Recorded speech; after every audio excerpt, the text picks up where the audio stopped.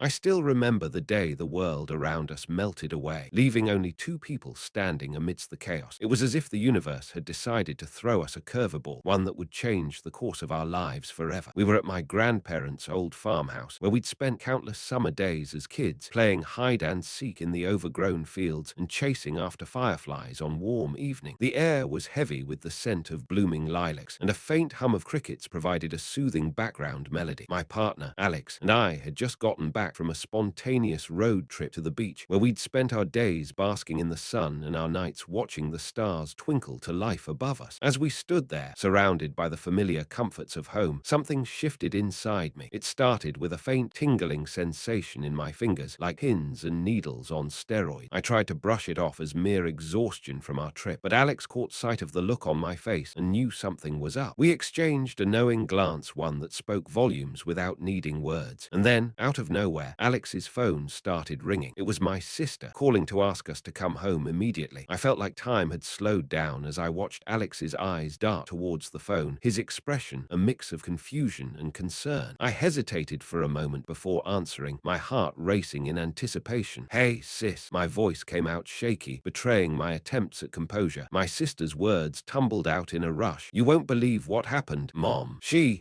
The line went dead before I could process what had just been said. Alex's grip on my arm tightened, and we exchanged another nervous glance. What did my sister mean, and why was this happening now, at the most unexpected of times? As if fate itself was conspiring to disrupt our tranquility, a loud crash echoed from inside the house. We turned towards the sound, and that's when we saw her standing in the doorway, her eyes wild and her face pale as porcelain. My mom stumbled forward, her eyes fixed on us with an unspoken message. And then, in a voice barely above a whisper, she spoke the words that would change everything. "It's happening again." The world around us seemed to spin out of control as my mom's words hung in the air like a challenge. I felt Alex's hand slip from mine, and his eyes locked onto something behind me. My heart skipped a beat as I turned to see what had caught his attention, a small, leather-bound book lying open on the kitchen counter. The pages were yellowed with age, but the words etched into its surface seemed to pulse with an otherworldly energy. As I turned back to my mom, her gaze still fixed on us with an unnerving intensity, I felt a shiver run down my spine. The air was thick with unspoken questions and unresolved tensions, all of which seemed to be building towards some kind of reckoning. Alex's eyes never left the book, his expression a mix of fascination and trepidation. My mom took another step forward, her movements slow and deliberate, as if she was savoring every moment. The book, it seemed, was an old family heirloom, one that had been passed down through generations, its contents shrouded in mystery. My mom's eyes darted between the pages, her face a mask of emotions I couldn't quite read. "It's time," she whispered, her voice barely audible over the pounding of my heart. "It's time to remember." The words sent a chill down Alex's spine, and he reached out to steady me with a reassuring touch on my arm. But as we stood there, frozen in uncertainty, I felt a sudden jolt of recognition. This was it. This was the moment I'd been waiting for, the one that would change everything between us. The memories came flooding back, our first kiss under the stars, our whispered promises to each other, our tentative steps into a life together. It was all leading up to this moment when we would finally confront the truth about our family's dark past. My mom took another step closer, her eyes locked onto Alex with an unnerving intensity. "You see, it's not just about us," she said, her voice dripping with conviction. "It's about what happens when two souls are meant to be together." The words hung in the air like a challenge, and I felt my heart swell with emotion. This was it. This was the moment we would finally understand why our love had been forbidden from the start. But just as I thought things were about to get clear, Alex's phone buzzed again, shattering the spell that had been cast over us. He hesitated for a moment before answering, his expression a mix of confusion and wariness. And then he heard it, a message from an unknown number, one that made his eyes go wide with shock. "Don't do it. Whatever you think you're doing, stop now." The words on Alex's phone screen seemed to leap off the screen and into our reality like a cold slap in the face. My mom's eyes locked onto his, her expression a mixture of confusion and concern. "Who is this?" she asked, her voice firm but laced with uncertainty. Alex shook his head, his eyes darting back and forth between me and the phone. "I don't know," he admitted, his voice barely above a whisper. The message on the screen seemed to be trying to tell us something, but what? We were all frozen in place, unable to move or speak, as if we were waiting for some kind of guidance that would never come. And then, like a ghost from the past, my best friend Emily appeared in the doorway, her eyes wide with worry. "What's going on?" she asked, her voice trembling. My mom took another step forward, her hands outstretched as if to calm us down, but I felt a surge of frustration and confusion confusion what was happening. Why were all these people showing up now, like a parade of angels and demons? Alex's eyes met mine, and for a moment we just looked at each other, trying to make sense of it all. And then, like a key turning in a lock, everything clicked into place. I remembered the old stories my grandmother used to tell me, tales of love and loss, of secrets and lies. My mom's eyes met mine again, and I knew that we were on the cusp of something big, something that would change our lives forever. "It's time," she whispered, her voice barely audible over the pounding in my ears.